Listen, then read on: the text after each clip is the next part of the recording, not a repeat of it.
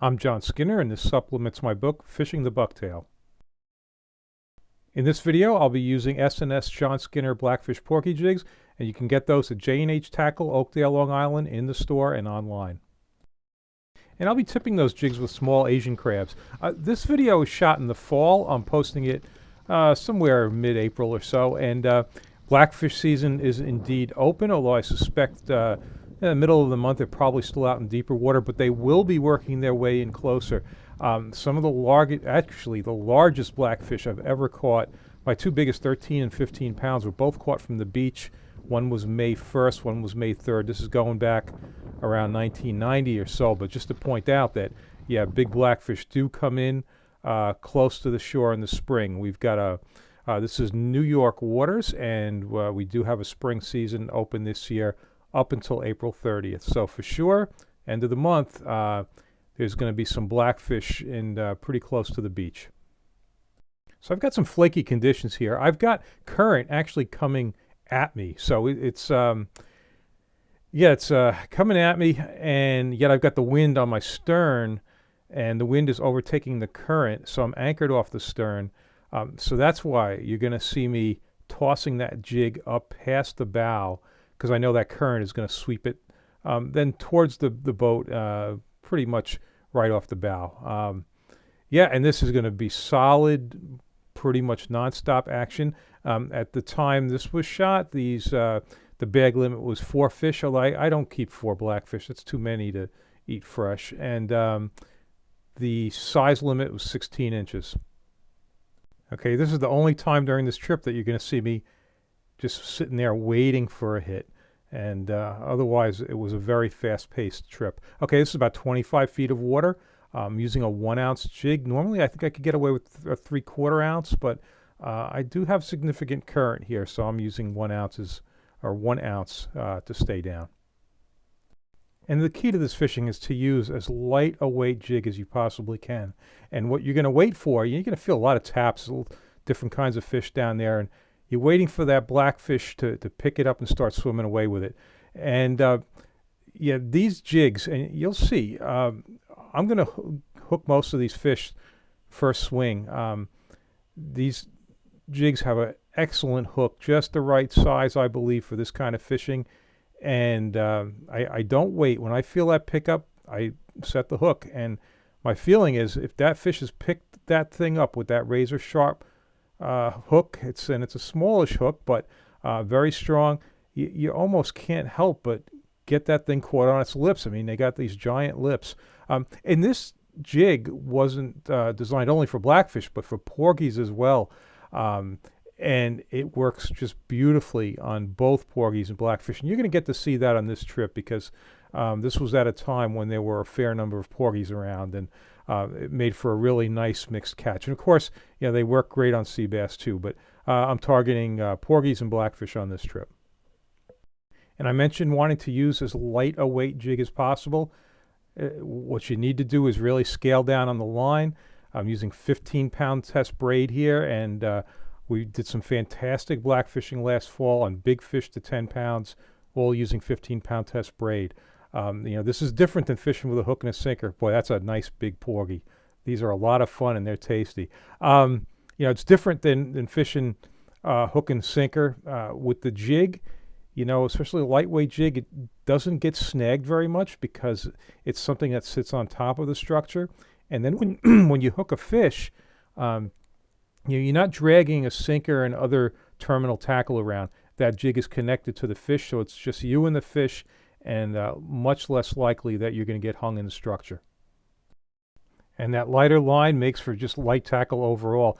This is a 6-foot Tsunami slow pitch spinning rod. It's rated 15 to 30 pound test line.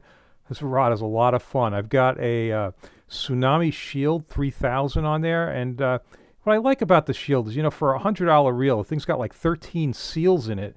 So if you get it wet, if it dunks over the side of the kayak, which just sometimes happens, you don't have to worry about the saltwater intrusion. So yeah, it's a very affordable and a solid reel for this kind of fishing. So it's a nice combination. So I see I missed one there. I noticed that when I miss a fish, then usually the next one's a porgy. Those porgies are so fast. But yeah, I'm gonna get them. And you know what? If I was targeting porgies, I probably would do a little better with clam or squid. But I'm really trying to target the blackfish also, so the Asian crab works well. And if there were more sea bass around, they would gladly hit the Asian crabs. So that's a pretty good all-around bait. But I'd like to add that during the spring run, soft baits are really good. And I mentioned catching a 13 and a 15 pounder off the beach back, many years ago. And actually, I used to fish for blackfish off the beach in the spring and catch a lot of them. And at that time, what I was using was sandworms, and there just aren't a lot of brigals and other interference fish around at that time. And it seemed like when I was fishing sandworms off the beach, there were like just a few different fish I'd catch. I'd get blackfish, I'd get stripers, and I'd get skates, and there wasn't much else besides that. And a lot of times you'd throw a sandworm out there, and it could sit for a half an hour and nothing would eat it. Also clams, very good. So I would definitely check out using some soft baits in the spring for the blackfish. And I'm using 25-pound test fluorocarbon for the leader. I'm not using fluorocarbon because it's very clear. I'm using it for the abrasion resistance. And I'm connecting that leader to the braid with a small barrel swivel. And I've got links to all of the gear in the description of the video. So that's most of what I wanted to say in the narration. I probably will jump in at a few different points, but I'll let you enjoy the fishing from this point on. For those of you who aren't familiar with this region, we've got like a 5-month downtime. So the winter, we really don't have much going on. So yeah, I haven't gone fishing in a long time. It was actually nice to just make this video and watch some action and know that in a few weeks the fish will be back again. So, all right, well, I hope you are enjoying this. And if you like these videos, please subscribe to my channel.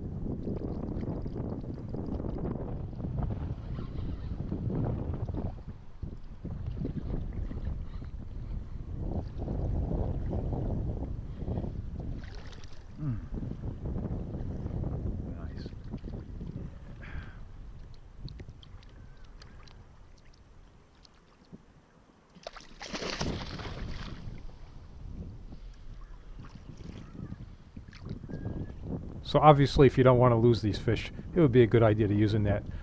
I really don't care if I lose them. I've got a couple in a cooler bag behind me, enough for dinner, so I don't worry about losing them.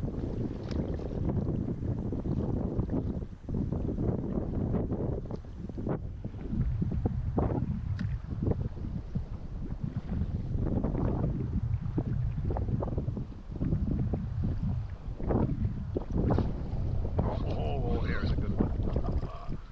Oh, come on up.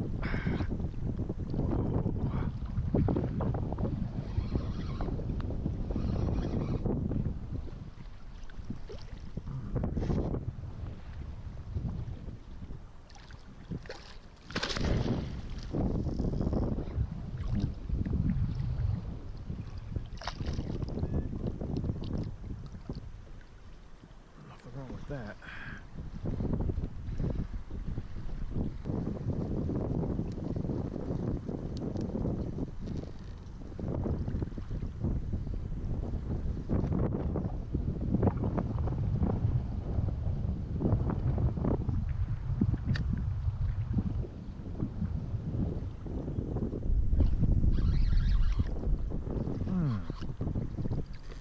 Oh, yeah.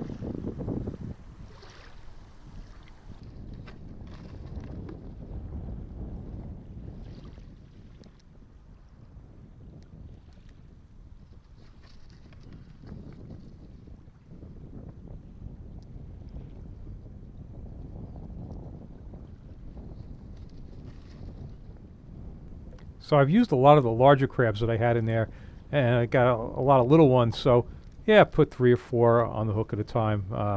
That works just fine.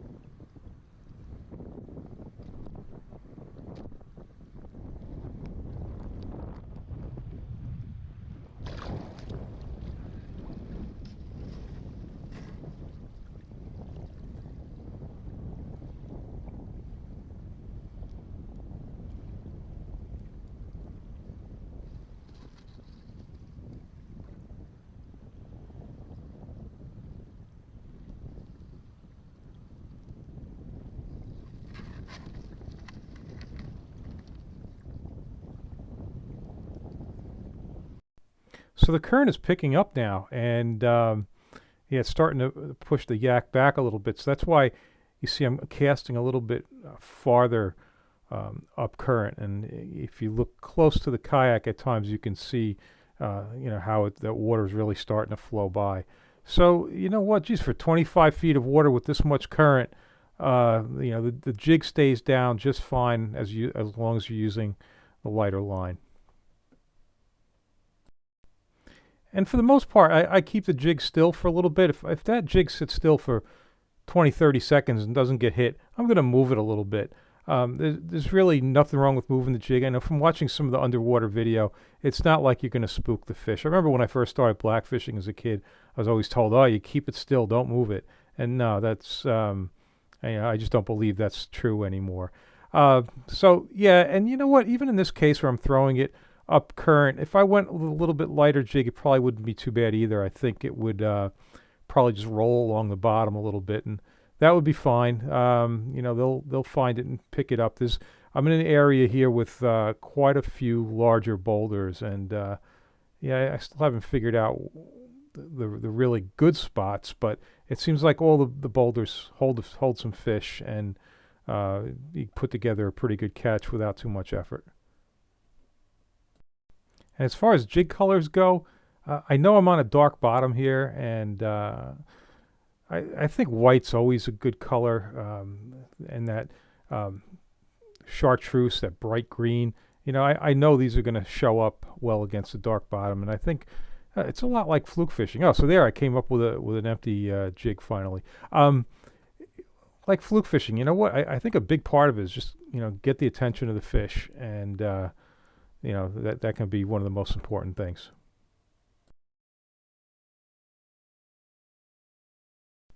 So for whatever reason, the audio cut out on this particular clip part of the way through the clip, the background audio. So, all right, so you're not going to hear too much for the next 20 seconds or so, and then you'll get the background sounds again.